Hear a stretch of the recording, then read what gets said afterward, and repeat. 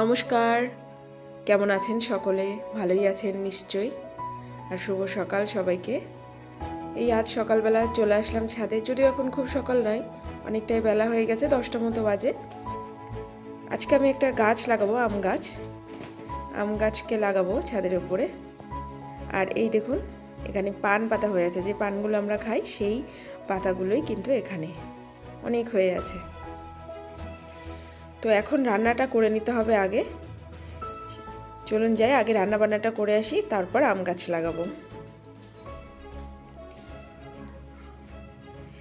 এই যে নিচে এসে আমি তারা সকালের খাবারটা করে নিলাম, খুব সিম্পল করে নিলাম। আলু সিদ্ধ, কাঁচা লঙ্কা, একটু তেল আর ডিম ভাজা, এটা দিয়ে আজকে সকালে হয়ে যাবে। এখনও কিন্তু অনেক কাজ বাকি, অনেক রান্না বান্না বাকি। অবশ্যই দেখতে থাকুন, সাথে থাকুন, আশা করি আপনাদের ভালো লাগবে।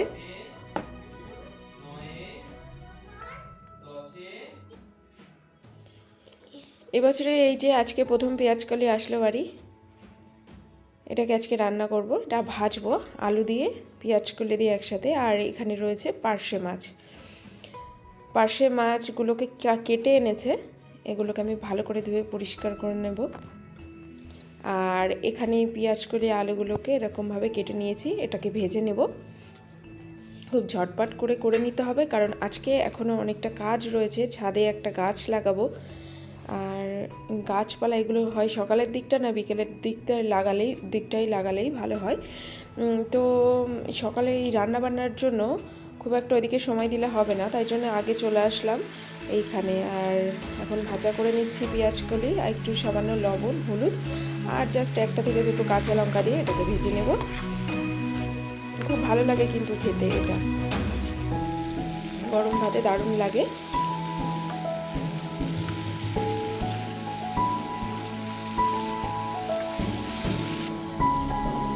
পেঁয়াজকলি ভাজতে ভাজতে আমি মাছগুলোকে ধুয়ে নিয়েছিলাম, আর এখন মাখিয়ে নিচ্ছি লবণ হলুদ, ভালোভাবে মাখিয়ে নেব। আর এক পাশে কড়াইতে মাছটা বসিয়ে দেব, তাহলে তাড়াতাড়ি হয়ে যাবে।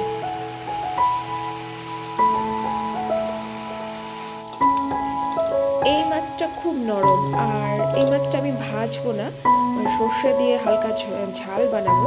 আর তার জন্য সর্ষের পেস্ট আমি তৈরি করে নিয়েছি। পেঁয়াজকলি আলুগুলোকে ভাজা হয়ে গেছে, আর এই কড়াইতে সর্ষের তেল বসিয়ে দিয়েছি।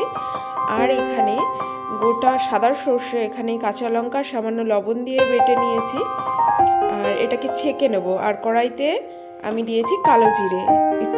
এই সর্ষের পেস্টটাকে আমি ছেঁকে নিয়েছি, তাহলে খোসাগুলো বাদ যাবে, আরও স্মুথ একটা পেস্ট তৈরি হয়েছে দেখুন। আর এটাতে একদম তিতো হবে না, খুব ভালো হবে। এখন দিয়ে দিচ্ছি সামান্য লবণ, আর দেব হলুদ গুঁড়ো দেব, আর এটাকে একটু নেড়ে চেড়ে নেব। সর্ষেটা পেস্ট করার সময় আমি কাঁচা লঙ্কা আর একটু লবণ দিয়ে করেছিলাম, যাতে তিতো না হয়, আর সেই জন্য খুব একটা লবণ দেব না, আমি আমার পরিমাণ মতো দিয়েছি, আপনারাও আপনাদের পরিমাণ মতো দিয়ে দেবেন। তো এটাকে একটু ভালো করে নেড়ে চেড়ে তারপর আমি জল দেব।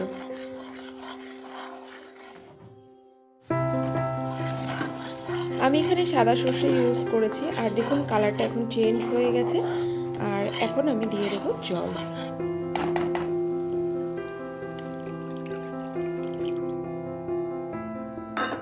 খুব বেশি জল আমি দেব না, আর মাছটা এমনিতেই খুব নরম। আর একটু ফুটে উঠলে আমি মাছগুলোকে একটা একটা করে এখানে দিয়ে দিচ্ছি।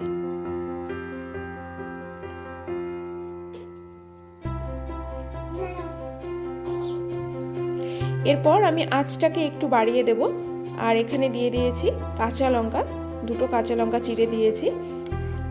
আর আগেই আমি লঙ্কা বাটার সময় দিয়েছিলাম, এই জন্য আর বেশি লঙ্কা দিলাম না।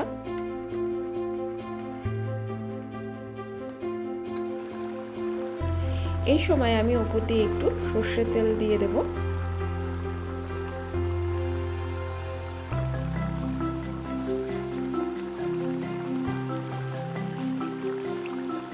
তো মাছটা কিন্তু খুব একটা বেশি সময় লাগে না, এই মাছটা এমনিতেই খুব নরম।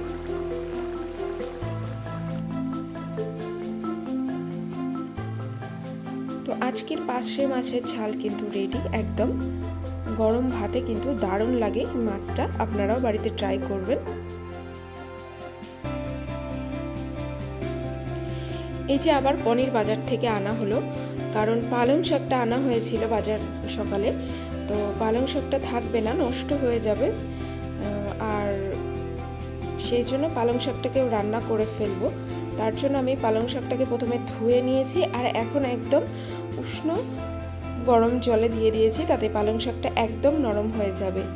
আর পনির আর পালং শাক দেখে আপনারা বুঝতেই পারছেন আজকে পালং পনির বানাবো। যদিও এটার ইচ্ছা ছিল না, তবুও পালং শাকটা রয়েছে বলে ভাবলাম চলো আজকে পালং পনির বানাই, তো সেই জন্য বানাচ্ছি। আর তার জন্য পনিরটাকে আমি ছোট ছোট পিস করে কেটে নেব। এবছরে আজ প্রথম পালং শাক রান্না করব। যদিও এখন সবসময় সব কিছু পাওয়া যায়, তবু সিজনের জিনিস সিজনে খাওয়াই ভালো, সেই জন্য ভাবলাম আজকে পালং পনির বানাই। এই জন্য পরে পনিরটাকে আনা হলো। জানি না কেমন হবে, আশা করি ভালোই হবে। আপনারা কিন্তু সম্পূর্ণ ভিডিওটা দেখতে থাকুন, আশা করি অবশ্যই ভালো লাগবে।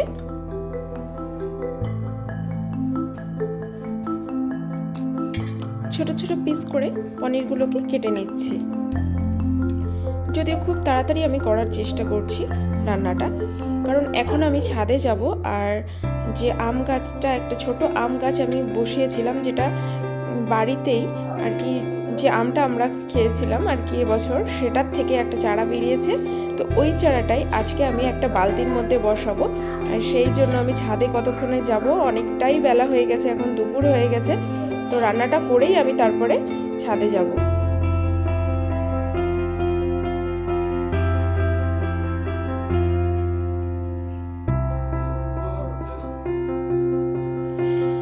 এবার আমি এই মিক্সিতে বড় পাত্রটা নিয়েছি, কারণ ছোট পাত্রে হবে না।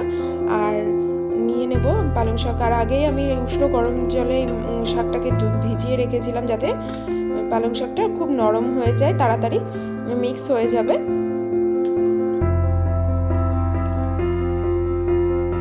আর যেটা আমি এখানে দেব, দুটো কাঁচা লঙ্কা দেব, আর কয়েক টুকরো রসুন কোয়া, আর দেব সামান্য আদা দিয়ে, আর সামান্য একটু জল দিয়ে, খুব বেশি জল দেওয়ার দরকার হবে না, সামান্য একটু জল দিয়ে আমি খুব ভালো করে এটাকে মিক্স করে নেব।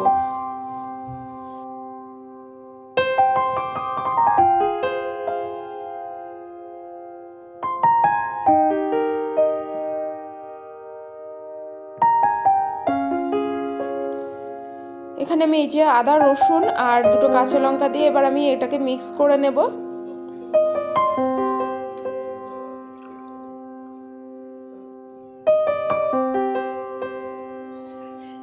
এই যে এরকম হয়েছে, একদম মিক্স হয়ে গেছে, গ্রিন একটা কালার হয়েছে, ভালো লাগছে দেখতে। আর এই পনিরগুলোকে আমি একটু ব্রাউন করে ভেজে নেব, হালকা ব্রাউন করে ভেজে নেব। আর আমি এখানে সর্ষের তেল নিয়েছি, আর তেলটা গরম হলেই তবে পনিরগুলোকে দিচ্ছি, আর একটু হালকা ব্রাউন করে পনিরগুলোকে ভেজে তুলে নেব।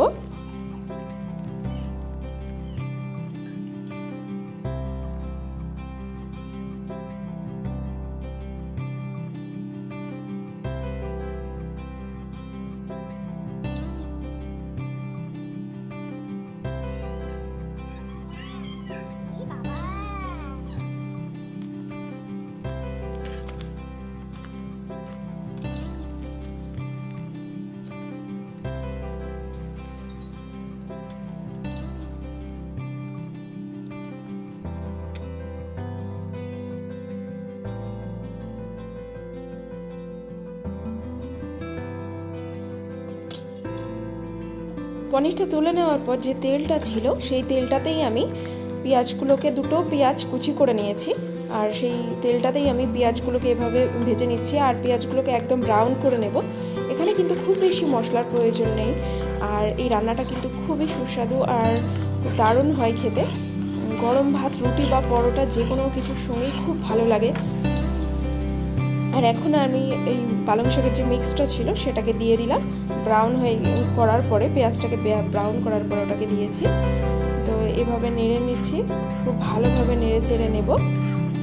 আর এখানে আমি যেটা দেবো সেটা হচ্ছে 1 চামচ লবণ দেবো, 1 চামচ হলুদ গুঁড়ো দেবো, আর সামান্য লঙ্কার গুঁড়ো দেবো, আর দেবো একটু চিনি। আমি আমার স্বাদ অনুযায়ী আমার পরিমাণ মতো দিয়েছি, আপনারাও আপনাদের পরিমাণ মতো অবশ্যই দেবেন।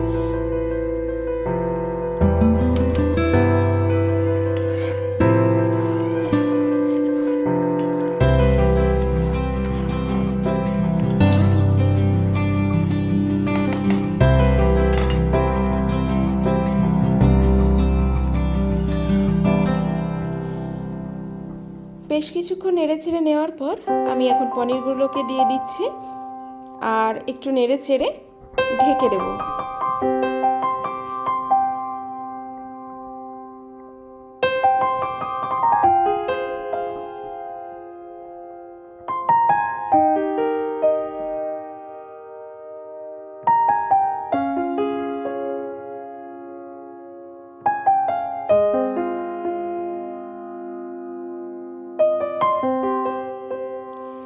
এরপর আঁচটাকে লো রেখে আমি ঢেকে দেব আর 2-3 মিনিট এভাবেই রেখে দেব। তো আজকের পনির রেসিপি কিন্তু রেডি সার্ভ করার জন্য। তো আজকের রান্না যদি আপনাদের ভালো লাগে, আজকের রান্নাবান্না যদি ভালো লাগে অবশ্যই আমাকে কমেন্টে জানাবেন, আর ভালো লাগলে লাইক কমেন্ট শেয়ার করে দেবেন। আমার চ্যানেলে যারা নতুন বন্ধুরা আছেন তাদের কাছে অনুরোধ রইল একটা সাবস্ক্রাইব করে পাশে থাকবেন।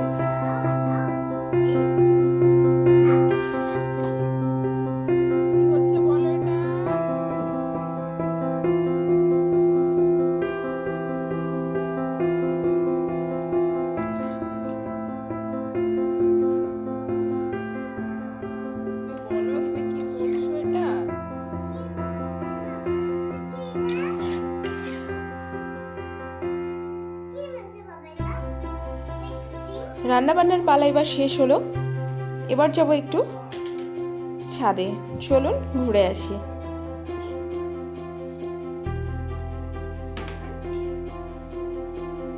এই আমের চারাটিকে আপাতত এই বালতির মধ্যে দিই রাখি, পরে যদি আরও ভালো হয় তখন আরও বড় একটি পাত্রে দিয়ে দেবো। এই সাইড দিয়ে এভাবে তুলে বালতির মধ্যে দিয়ে দিই। আর সকালেই জল দিয়েছিলাম, তাই এখন আর জল দেব না। আর এখন দুপুরও হয়ে গেছে, এখন আর জল দেব না, দিতে হলে বিকেলে দেবো।